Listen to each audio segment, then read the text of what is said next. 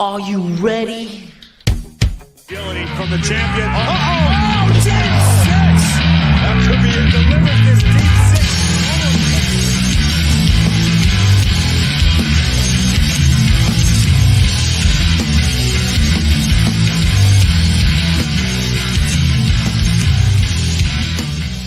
Good evening. This is Wednesday night, episode 152.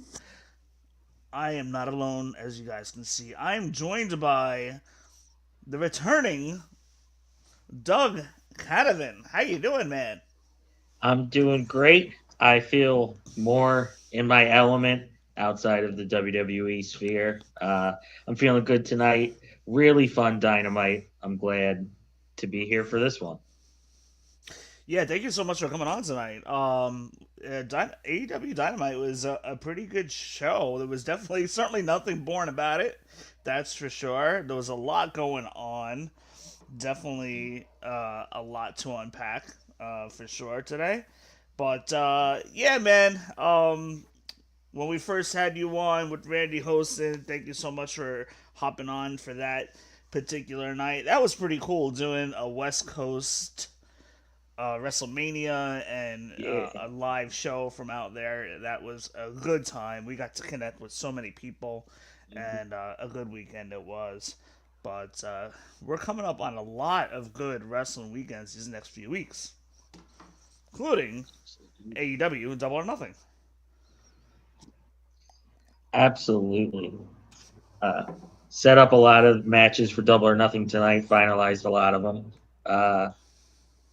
The big one came from the main event, or after the main event, actually. I guess we should start with the opening segment, though. Yeah. So right away, right from the very beginning of the show, we see Renee Young, or should I say Renee Paquette? Is that what she's going by nowadays? But we see Renee asking MJF about Darby Allen match, that if he was willing to put his hair on the line against Darby Allen's championship gold. And MJF just walks away. He gives no answer whatsoever. And he's just scratching his head as he's seeing bald person after bald person after bald person walk by. Which was actually, that's pretty hilarious. I didn't realize how many people that AEW of bald people that are backstage. Even Tony Schiavone mentioned that. And he even runs into Ricochet. Ricochet is like, MJF, you'll be fine. You won't look as good as me, though. And then MJF just keeps walking. What did you think of this first segment? A little comic relief to start the show? Yeah, I liked it a lot. I thought it was great. MJF just being indignant and not answering Renee is perfect for him. And then, I agree with Tony Schiavone. I had no idea that the amount of bold representation that we had in the backstage locker room for AEW, it had to be over 20 people. Easily. A couple of fun ones that showed up. Our guy, Johnny Hungy from the Dark Order, showed up with a little flexing. Ciampa showing off his dome was great. And I love their interaction with Ricochet. It's always fun. Funny when heels hate a specific heel. Just everyone on the roster just ready for MJF to lose his hair. It's great uniting force for the locker room. I don't know if you noticed, but MJF's hair is looking a little long lately, and not as clean cut as usual. Yeah, he went to Turkey for those plugs and then hasn't kept up with the routines. It's getting a little unruly now. Oh boy, yeah, it's not. He's not looking as clean up there, but there's just like a little observation I made that maybe he does get his head shaved, but we'll have to see. But he's definitely not looking as clean as I remember him being. But anyhow, we'll jump right in. Let's continue with that. We're gonna go right into the Darby Allen main event versus Takeshita, which was insane. Would you like to start the rundown on this? Yeah, I would. I have so much. So it starts fast. Yeah, it did. Konechka catches a dive from Darby, drives Darby right into the barricade. Had to note that Don Callis was on commentary. I love him on commentary. He's a great shitbag heel. Did great here today. They're talking about Darby beating Takeshita formally in their only match they've had. As Darby gets ragdolled right into the turnbuckle, I thought that was great contrast between the commentary and the visuals. Darby bit Takeshita to get the upper hand after that. Takeshita was looking like an anime supervillain at the beginning. Darby's bouncing off of him on dives, just falling to the ground, just nasty elbows, just absolute destruction for Darby. Darby is the perfect ragdoll for Takeshita's power moves. Just what else we got here? Oh yeah, when they ended up, the big one for me. First, he almost kills Darby on the steps, and then Darby gets the upper hand a little bit. Takeshita comes back and hits a blue thunder bomb off of the apron onto the floor, and Oh gosh, that was a good spot. That was one of the first of many good spots that I caught. Don calling for the doctor after that and saying the doctor should check on Darby was great. I thought that was funny. I'm just worried for his health, he says on commentary. Rest hold slows it down barely after 10 minutes of action. They deserved a little bit of a rest. We had a code red counter into a wheelbarrow suplex combo that looked insane. And then Takeshita hits a top rope German suplex. He does not release, and both of them have tippy toes on the top rope. One of the most devastating suplexes I've seen in a while. Yeah, that was crazy. The crowd popped on that. They absolutely adored that. Only a 2 count, of course. This was only about 2/3 of the way through the match. We had so much more going on. A Bamaye knee from Takeshita. Shout out to Shinsuke Nakamura. Only a 2 count. El Clone came to distract the referee, and here's where we get a little bit of drama, a little bit of juicy story for everybody. Started getting little shenanigans here. Yeah. Callis then offers Takeshita the Dynamite Diamond Ring. As he got it from MJF earlier in the night when Renee was interviewing Takeshita and Don Callis. MJF, he let Don Callis know how much he is worried about Darby Allen and this match for his hair. Gave them the diamond ring as insurance. Don Callis was trying to give it to Takeshita here, and he refused, throwing the ring asunder because he knew he could beat Darby like he did before, fair and square. Callis was absolutely furious about it when he was back on commentary, and that was wonderful for me. Darby hit a roll up for 2 during the midst of all this. Takeshita hit a knee to get back on top. Then Darby hit an avalanche code red from the top rope. Nasty sunset power bomb. His looks okay. I never really like his code red. I think his coffin drop always looks a little better. I think a lot of people do the somersault flip a lot better than he did. But the avalanche one looked really good. I think his normal one looks a little but the avalanche one looked really good tonight. Scorpion death drop onto the steps. Oh no, before that it was a coffin drop to the outside from Darby to Takeshita. Both men got a little deserved nap, I have in my notes. Yeah. That's true. Yeah. Then they get back on the steps that they were using earlier. Darby hit a scorpion death drop onto that. A stinger woo from the crowd made me laugh. I thought that was great. Coffin drop from the top rope to the floor afterwards. That was crazy. Takeshita looked dead. His eyes were completely closed. He looked like he died. It was fucking insane. Pardon my French. There's not many other ways to describe that coffin drop from the top rope directly to the floor.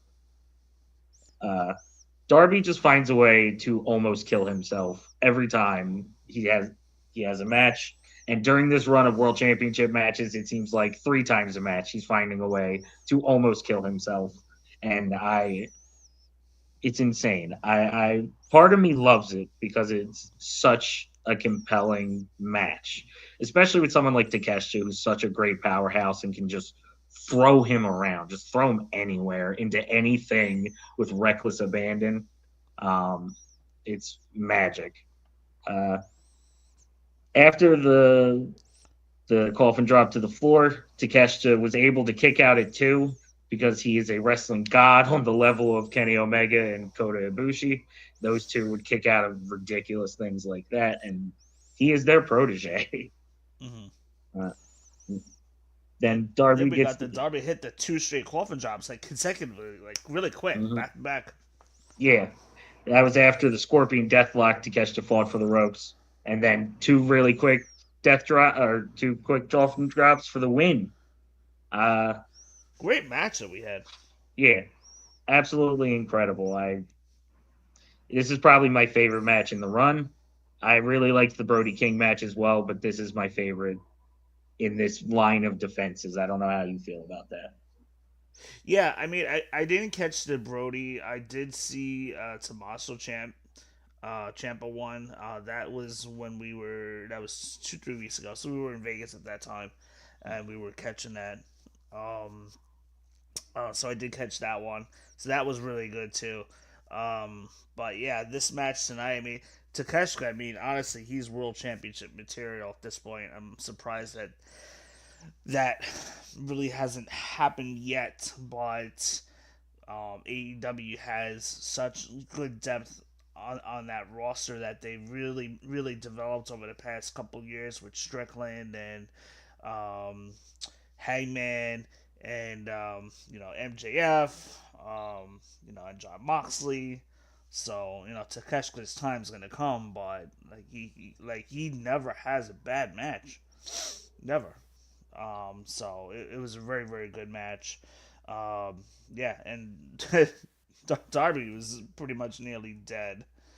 But then this continues right into the contract signing, and at this point, AEW is like 12 minutes over.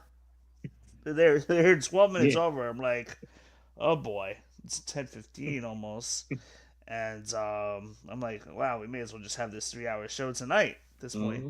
But because they will be having 3 hours next week, but Darby Allen commands MJF to come out and sign the contract.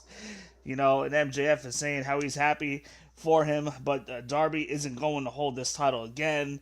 And MJF goes on to tell Darby Allen that the only thing that matters is his legacy, and that your legacy is basically nothing.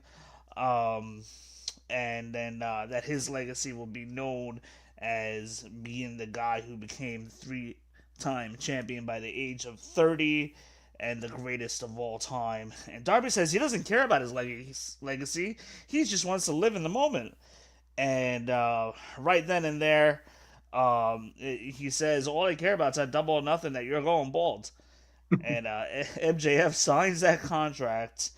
And then immediately, to no surprise, he attacks Darby Allen, knocks Darby Allen out with the diamond ring, and MJF holds that title high. And then we thought MJF, they teased the spot. MJF was holding Darby Allen from the middle rope as if he was about to do the Tombstone Pile Driver, and then out comes Kevin Knight. What did you think of this segment?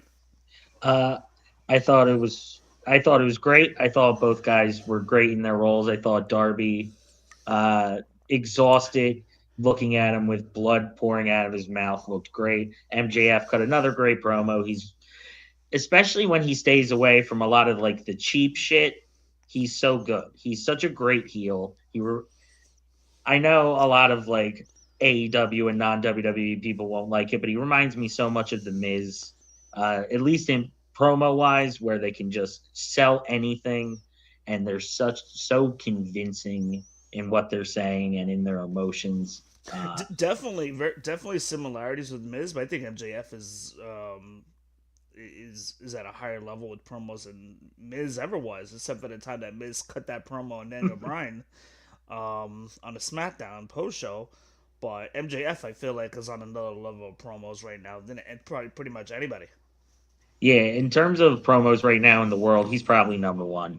I don't think there's anyone, especially in this environment, I don't think there's anyone that can hold a candle to him right now. I think even in his promos, he makes people look good too. In his rundown of Darby, I think he still made Darby look really good. Uh, I have three very quick things too that stuck out to me. The very first thing, the ring crew, how fast they brought in all of the chairs and things. It reminded me of like a theater crew with how fast they make all of the set changes. Uh, Everyone calling Darby Allen a kid was freaking me out because he is older than me and Darby and Maxwell Jacob Friedman. He's older than both of us. So Shivani and MJF calling him a kid, real freaking weird to me. Well, you know what it is. I mean, Shivani, he's basically like a Gen Xer, or maybe just a little bit older, if that. I wouldn't say he's baby boomer, but he's definitely Gen X for sure. And he's like 60 years old, and these guys are like 30, 35 years younger than Shivani. So, Makes I more mean, yeah. coming from them, I understand it, but for us to hear it, Yeah. yeah, I guess it's a good point. Feels weird. And the last thing, no, that's it.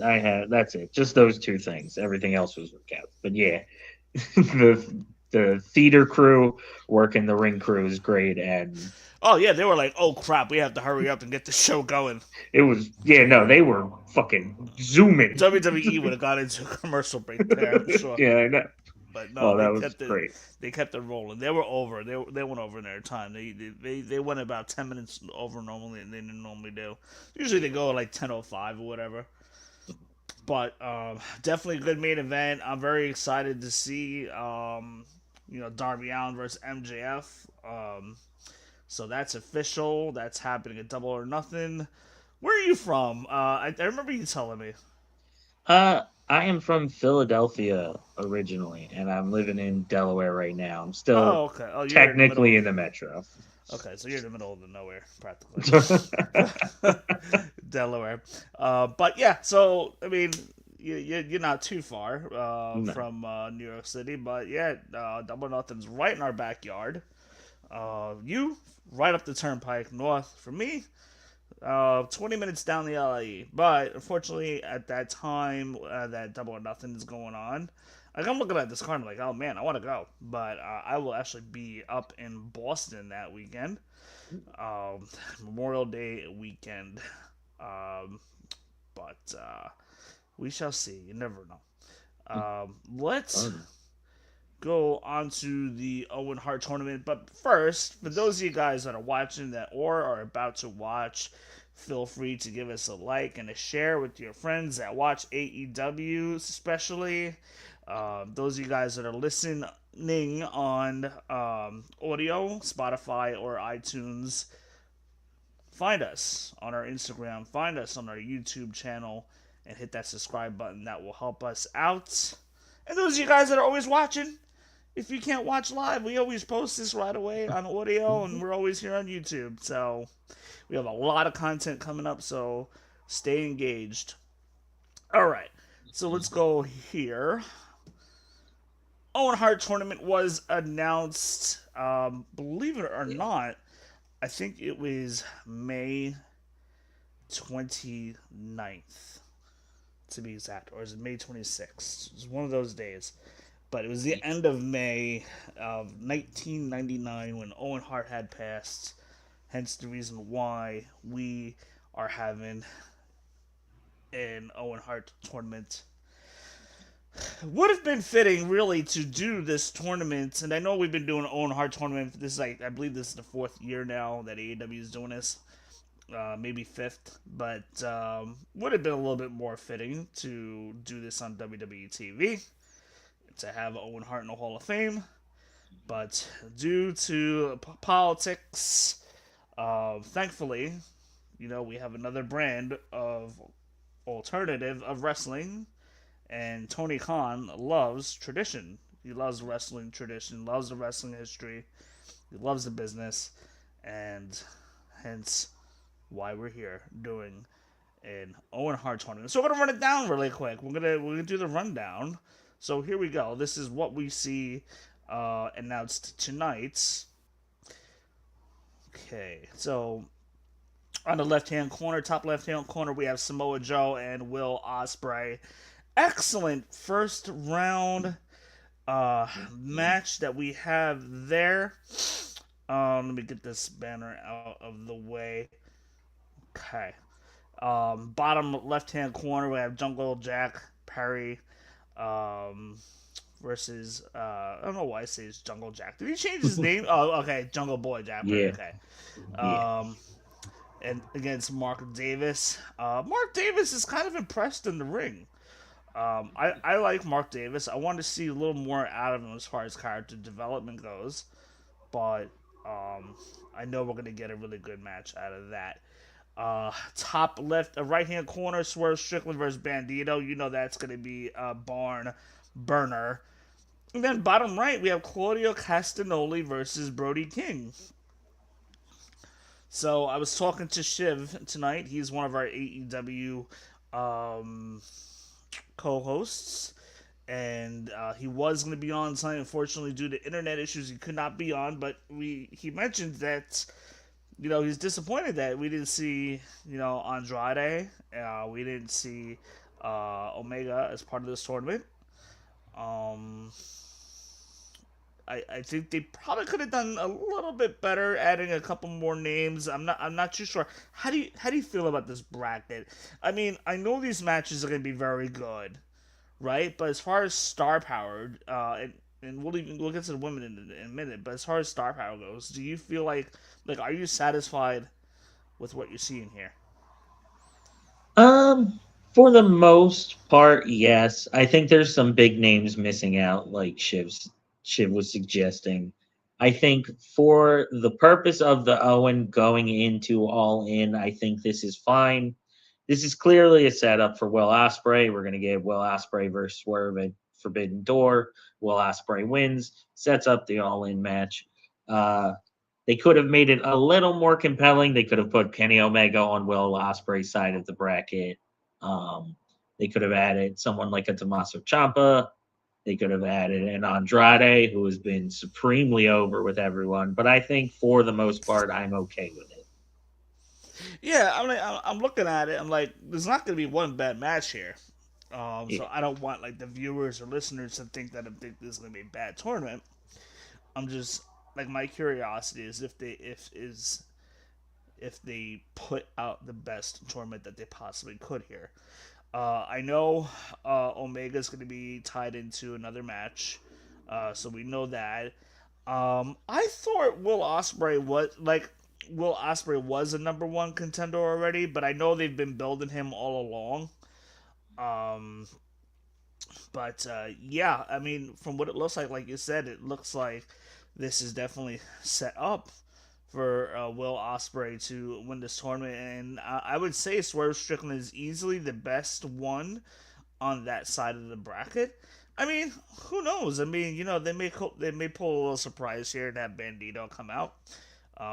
You can do Brody King just so Brody King can get that rub, or have Brody King versus Swerve Strickland.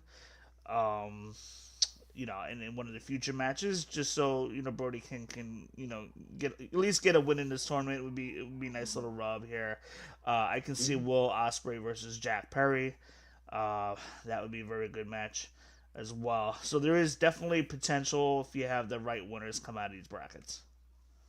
Yeah, I think that's the most important thing here. The most important thing for this tournament is making Will Ospreay look as good as possible. I think they picked 7 people who, no matter who they match him up with, I think they accomplish that. And like you said, I think this is a great avenue for Brody King, get him a win over Claudio and have another great match with Swerve. This is a good opportunity for whichever of Mark Davis and Jack Perry come out to get a match with Will Ospreay. And Will versus Joe is great. It wraps up his problems with the ops, and it's who doesn't want a Samoa Joe versus Will Ospreay match? Let's be real here. No, for real. I mean, that's gonna be an excellent first round match, and that's a great match to have on Double or Nothing Mm, for sure. Now to the women. yeah. So this was even more of a little bit of a concern to me because again, I know we're gonna get good matches, so that we really don't have to worry about. But Mhm. again, star power wise, was this really the best that Tony Khan was able to put out for this tournament? You think? I don't really think so. But what do you I think? I think storylines are getting in the way of things a little bit. I think Chris Statlander being wrapped up with the tag belts are really doing a number on this tournament between the Brawling Birds, Chris Statlander, and Sheeta. And who else isn't on here because of that? They have Sky Blue and not Julia Hart. They have Mina and not Harley Cameron. Um, I think I don't hate. Athena is a nice little addition to this. Yeah, I don't hate it. I think the Persephone and Hazuki match is going to be the best match of the first round. I think it's not really a question. Yeah. Um, and then Sky Blue versus Suri is so out of nowhere. I don't understand it. Like, I don't, not that I don't love Sky Blue, but to get Suri for this tournament and then not, like, I don't know, not pick Hikaru Shida or not pick one of your top stars to go against one of the best women's professional wrestlers is crazy, but also she's probably going to face Athena, so at least we get that. Uh, it's a baffling selection. I do agree. I think I'm looking at this bracket here, and I think what I'm looking at is Willow Nightingale versus Athena Forbidden Door. I agree. I think And that's what I'm looking at here. Sky Blue. You'll probably have Sky Blue against Athena, Willow, and I really couldn't tell you who will win between Persephone and Hazuki, um, but Willow Nightingale, Alex Windsor should be a good match. So, but I gotta bring this up because like I've been kind of like with AEW, I've just kind of been getting the cog rolling again. Not too long ago with watching. What is going on with Mercedes Monet? Where is she? she is still recovering from losing all of her belts. She has spiraled. I figured this would be where she would return to set her up for a world title match at All In. That's obviously her next direction. I guess Tony Khan's not ready for her to take the belt yet. He's still doing his thing with Thekla. She's great. Everyone loves her. So I don't think it's quite the time to take the belt off her. But the next champion is going to be Mercedes Monet. And I don't know what she's doing not in this tournament. Uh, I think she would have been a better pick than Sky Blue. I think it would have instantly made this tournament look a lot better. It would be a lot more unpredictable. Well, she would have beat Suri. I think, regardless, she needs to be in this tournament. I think it's pretty much set up for Willow, honestly. I don't know who else comes out of here.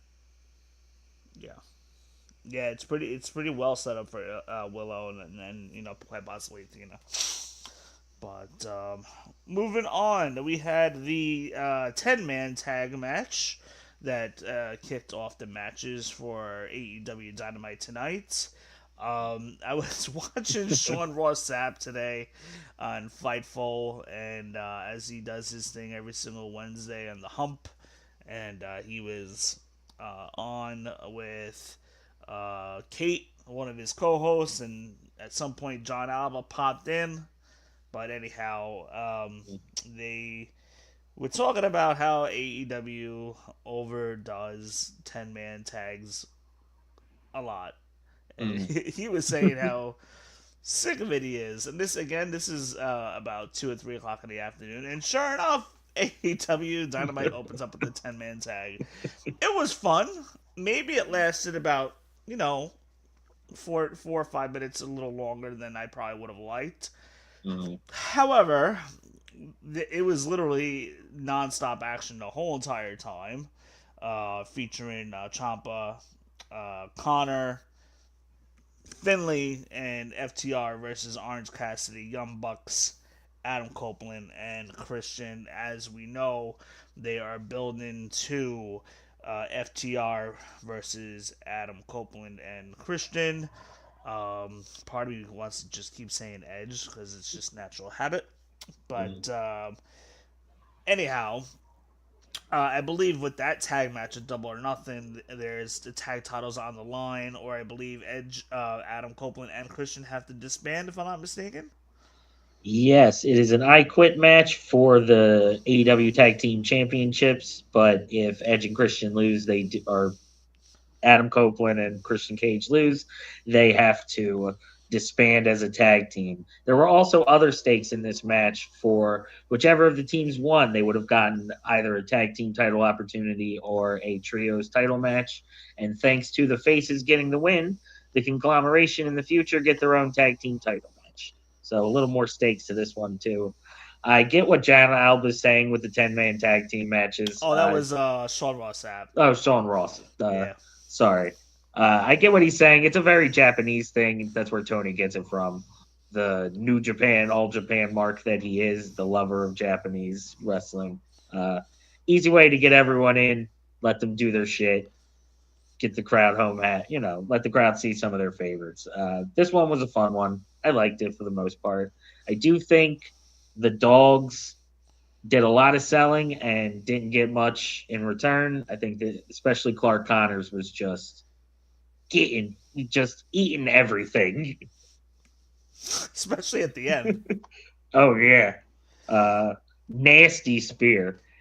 Right before it, I also thought was funny. The triple super kick with Copeland and the Young Bucks.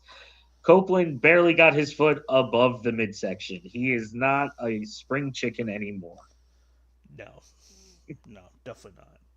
He needs to stay in his lane for sure. But when he does, he still puts on a good match. Oh yeah. You can tell he's kind of hitting that point where he's not really quite moving slow, but he's getting there. But Adam gets the win for his team, and he was fine. And we got a battered Christian. Christian was battered. His face is a little bloody. He's favoring his arm. How do you think this is going to fare for Adam and Christian going into against FTR going into Double or Nothing? I feel like there's no way they lose. Because they haven't had the tag titles yet, if I'm not mistaken. No, they have. AEW. No, they haven't. So you got to figure that there's going to be one last run. I feel like, especially with the recent cuts from WWE of Motor City Machine Guns and the New Day, I think keeping Cage and Copeland together to set up some kind of all-star tag team match at All In is just, it's too juicy. It's too right there. So having them win at Double or Nothing, continue feuding with FTR, and dragging in all of the other top tag teams that AEW has and will have in about 60 days. Yeah, heavy rumors that AEW, Tony Khan are interested. I don't know if they've officially talked to them, but definitely interested in having New Day and having Motor City Machine Guns come on to AEW. So New Day was kind of a little bit of a surprise to me because Kofi Kingston's in his mid-40s. You figured maybe you might want to go home and chill. And then Xavier has been offered up, down position with WWE to continue with that side at least. And Motor City Machine Guns, they're definitely a great fit for AEW. Unfortunate that they weren't doing much at all for the last couple months, which is part of the reason why they got cut. They weren't being utilized. Not that they did anything wrong, they just were not being utilized. And same with the Wyatts and Other people that got released, most of them weren't really being utilized. And New Day, I felt like New Day was kind of falling flat for some reason in recent months too as well. They weren't doing a whole lot of anything.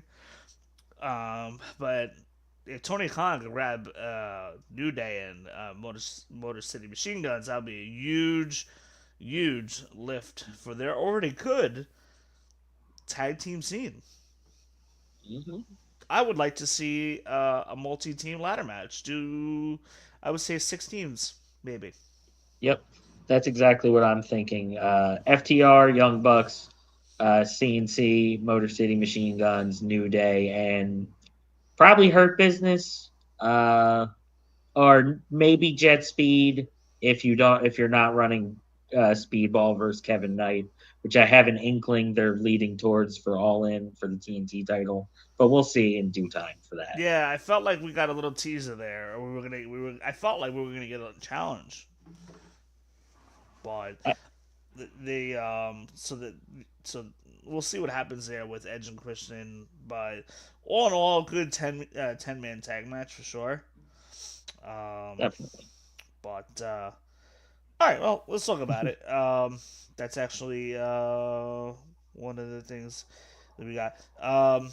We had a segment before we get to that. We had a segment. Ricochet reveals the rest of his team. So I didn't even know this, but the was it Anarchy Rules? What are they calling the Stadium Stampede? Yeah, this one is the Stadium Stampede match. Yeah, 7-on-7 this time. Yeah, this one usually has a little more. But yeah, this is a big match. I was saying that in my notes that a lot is going on here. Stampede is always fun, but this match is going to be like 45 minutes to get all of the shenanigans with 14 guys in there.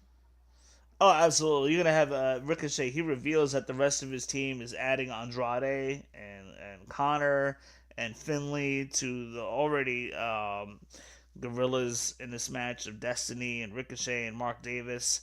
So that'll round up that team versus Jericho, Hurt Syndicate, and then also I believe it was added that Jungle Boy, Omega, and the Young Bucks are going to be in this. Correct? Yes, it was. Jungle Boy revealed in a promo later. He cut a promo on Mark Davis.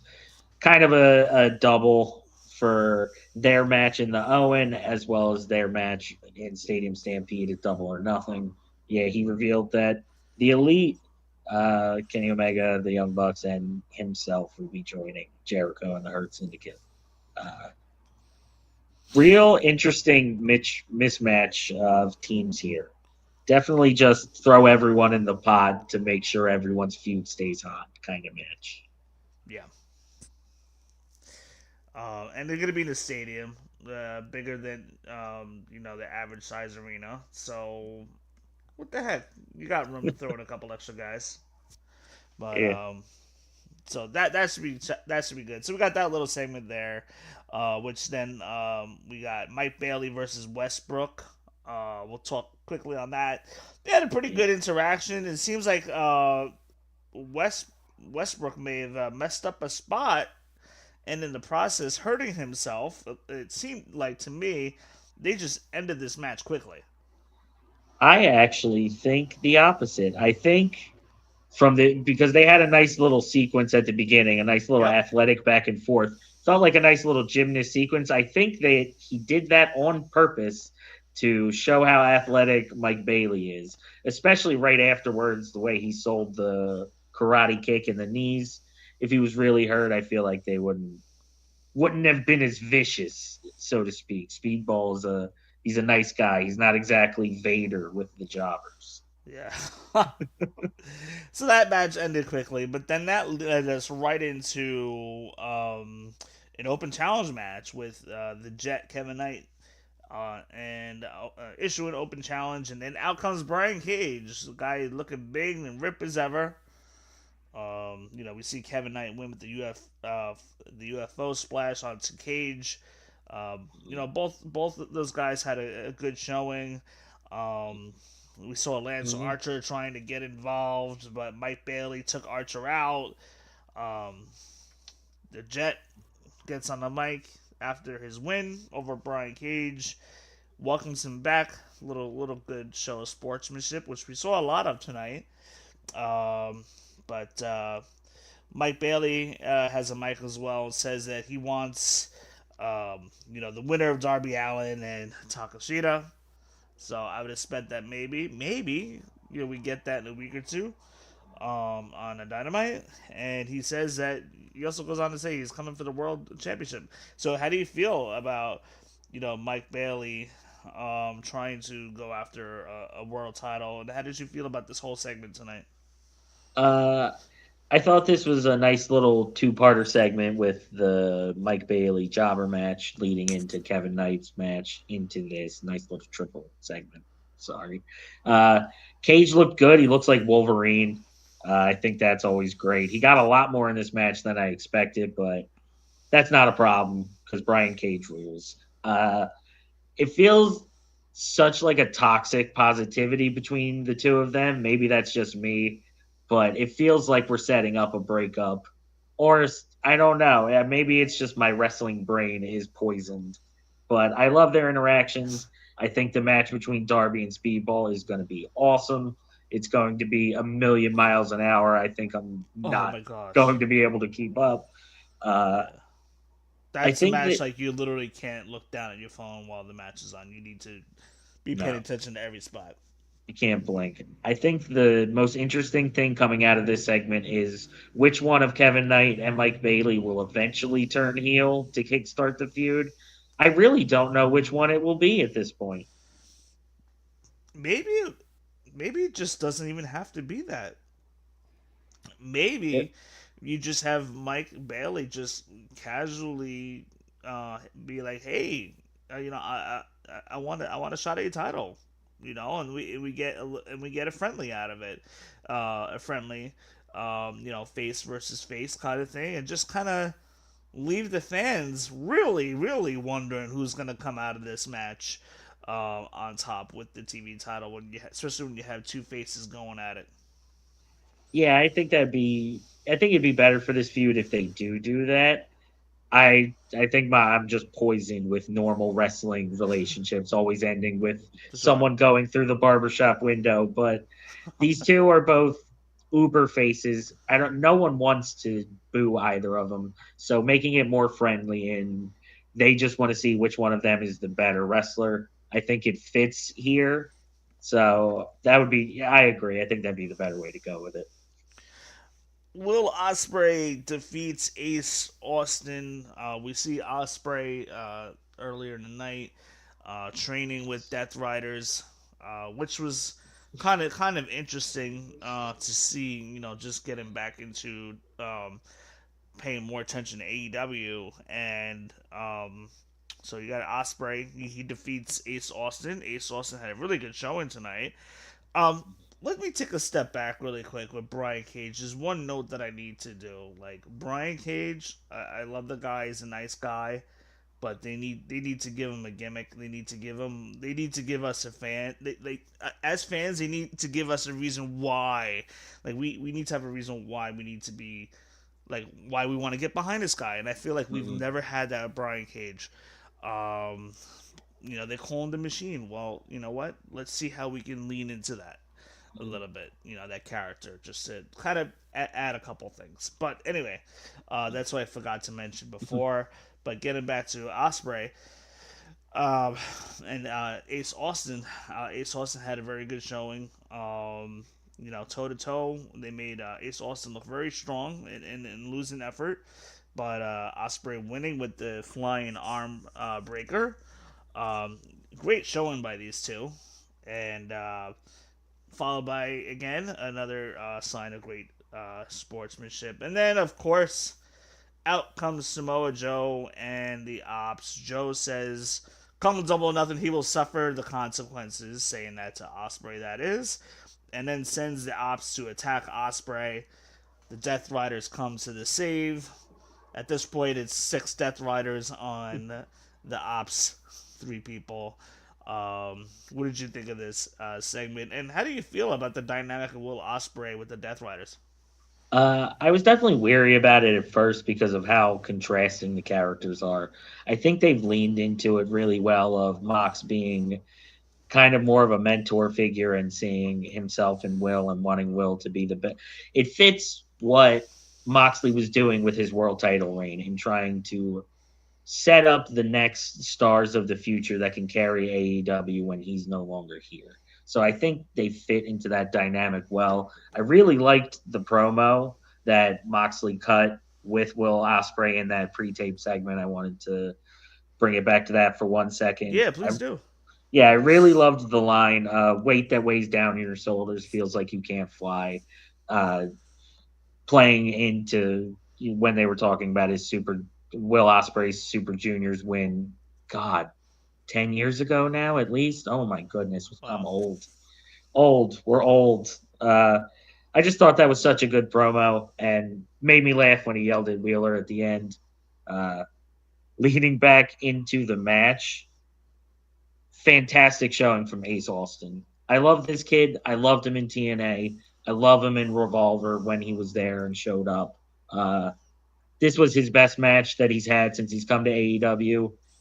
There was a very specific moment where doing just incredible acrobatics on the apron and gets the better of Will Ospreay with a dive, and then just where I have it in my notes, he yelled very specifically something that got to me. What was it? Oh, he told him, "You don't understand how much I need this," and you felt it. And I love this kid. I can't speak highly enough of the match. I didn't realize how strong Ace Austin was. He was able to just throw Will Ospreay around, which is crazy for his stature.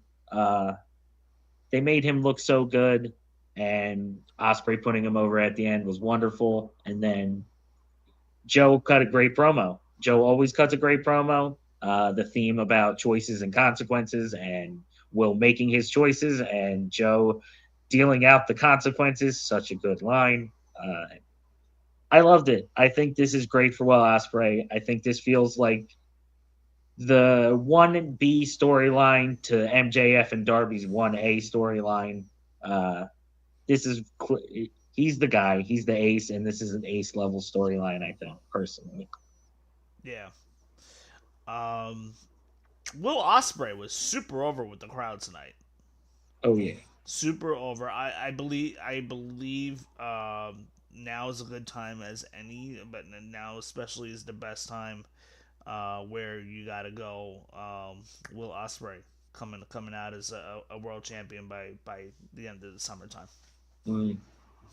Uh, So I think the writing's on the wall at this point. mm. Uh, One last thing about this match. I think Taz was wonderful this match. He made me laugh multiple times.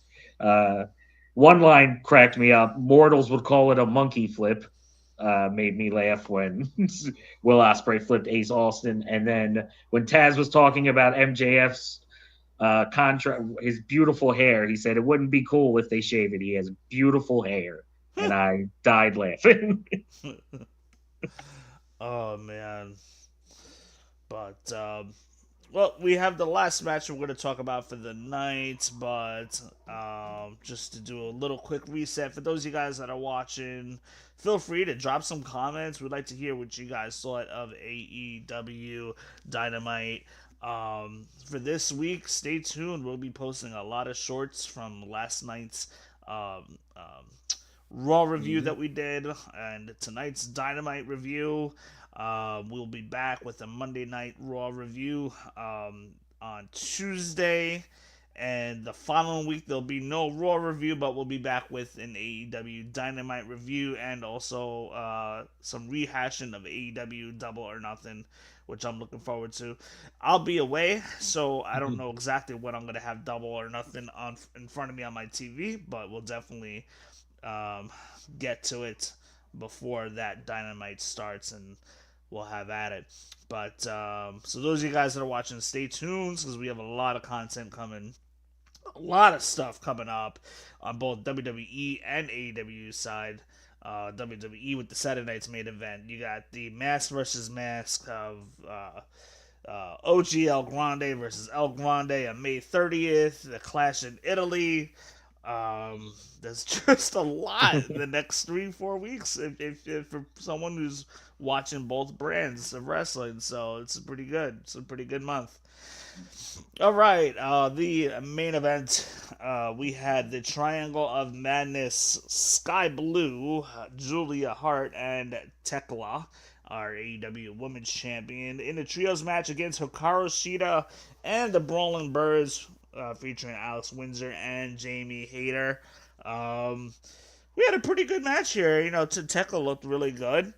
What did you think of this match? I thought it was fun. I thought it started really well, had a little bit of lull in the middle, and then I don't care for a DQ finish personally, especially with how well the women were doing. My favorite bit of the match, it started when they were all brawling separately, and then out of nowhere, there was just a camera shot of Julia Hart dead, draped halfway over the barricade, leading into Sky Blue and Alex Windsor fighting on top of the barricade. And then Yes, that Windsor was a good falls spot. off. Windsor falls off, and then they throw her onto the apron. Wonderful, wonderful little sequence. I thought that was my favorite bit of the match. Thekla was great. She looks great. She's legitimately top three in AEW when it comes to women. It's Tony Storm, it's Mercedes Monet, and legitimately, I think Thekla is third right after them. She is wonderful, always puts on a great match, and just effortlessly cool. Speaking of which, you just mentioned it, Tony Storm. Where is she at lately?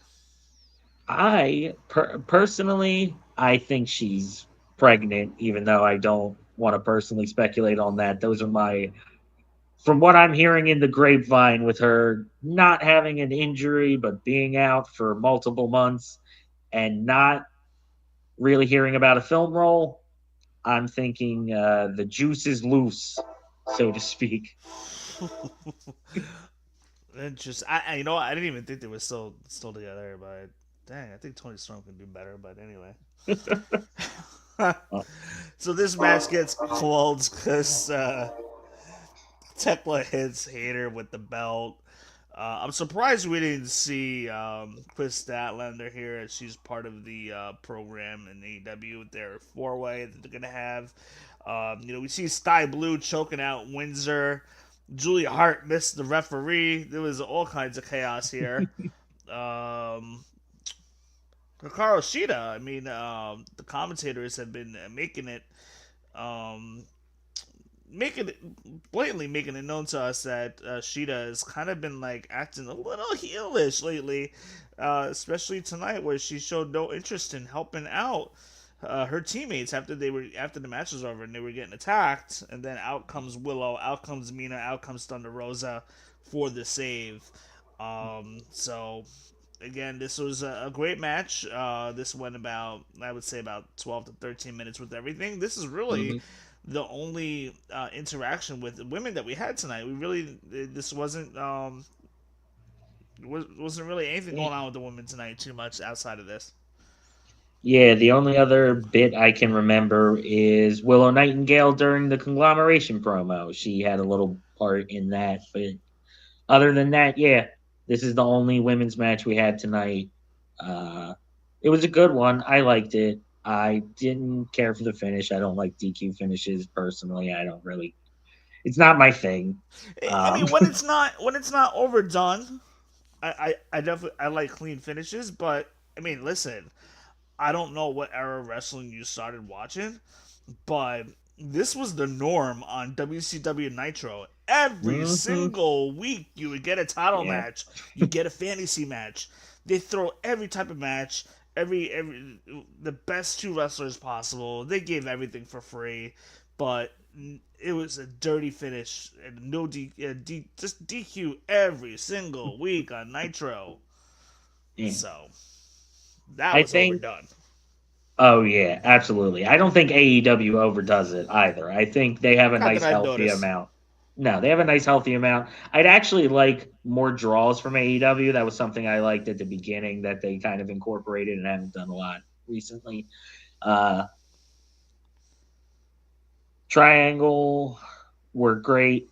I really like the Sisters of Sin. I think they need to be tag champs at some point. Sky Blue and Julia Hart. I don't know when that's going to happen with all the storyline shenanigans going on right now, but they eventually need to run with those belts. And it was a good match. I'd like more women's stuff. The women's roster in AEW is really, really good right now. And who knows? Who knows? We may even get Zoe Stark in the future. I think she may have to do a quick run on the Indies first, as it was hinted at earlier today. She might do a quick run on the Indies, just to prove herself a little bit. But I wouldn't be surprised if Zoe Stark gets on the main roster. But again, Zoe Stark is one of those other characters that I need, like Brian Cage, like I need, and then I was having the same issue with Lyra Valkyria for a little bit. Like I need a reason to get behind these fans, like these wrestlers. Like, what's your story? What's your gimmick? What are they fighting for? Like, I need a reason to get behind somebody, and that was the problem with Zoe Stark. That's the problem with Brian Cage, and maybe a little bit of Wardlow too. Like, those guys that bouncing around from group to group, and you can tell that they haven't really found a niche yet. And Brian Cage being in AEW for 6 years, just about, really has just kind of been like riding the coattails of some kind of faction. And so and again, same thing with Zoe Stark. Great wrestler, phenomenal. Hopefully she comes back to herself and her knee is good. She's been cleared. She gets cleared and then she gets fired. Unbelievable. So again, if I would like to see her kind of take a little time to reinvent herself and then come to AEW, and or whatever programming we see her on, and just have a character established for herself. Like, why should we root for her? Because I want to see her do well. She's got the talent. So I agree. I'd love to see a run in GCW from her. I think that would be a great place for her. Let her work with everybody and just stretch everyone, man, woman, and child that crosses that roster. And then I'm not gonna lie, I'd love to see her in a tag team with Marina Shafir. I think the two of them would be badass. I think throwing judo throws around. I think it'd be a good fit. I honestly never even thought of that, and that would really, really, I think that would work out well. So Yeah. there's gonna be a lot of. I mean, we've already seen it already. There's a lot of turnover after WrestleMania, but a lot of it was talent not being used.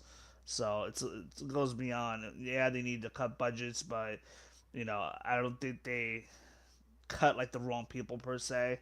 But so Motor City Machine Guns, I was expect to see them on AEW, but they just were not happy. Probably wanted their release. And then, hey, WWE knew they weren't happy. Why not cut them? So we're gonna see new faces popping up on AEW. I would think within the next 6 months or so. And we'll go from there. But one last question to you before we go off the air. We're gonna close with this. So what are you expecting to see coming out of Double or Nothing next weekend, knowing what we know now and the matches that we have set up? I think we're going to have a couple of new champions. I think we're going to have at least two new champions, if not maybe even four. I think the tag team championships are a foregone conclusion. I think we have a couple of other setups. I think the world championship is wide open.